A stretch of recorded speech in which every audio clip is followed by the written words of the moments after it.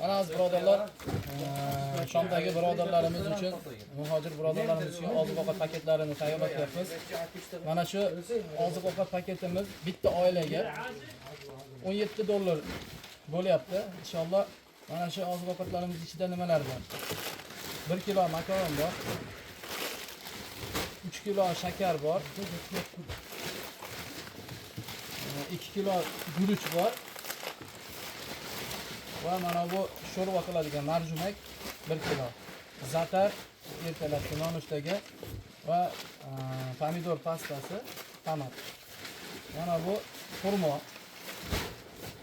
qiyom va shokolad. Mana bu sariyog' bo'ladi, ovqatlarga qo'shadigan va 3 litr yog'. Birodarlardan Alloh rozi bo'lsin. Mana shu Shom diyoridagi ijratda yurgan yoshi katta oqsoqollarga, birodarlarimiz uchun o'zlarining hissasini qo'shib yordam qilishyapti. Alloh taolo moliga barakot bersin, ehsonlarini qabul qilsin.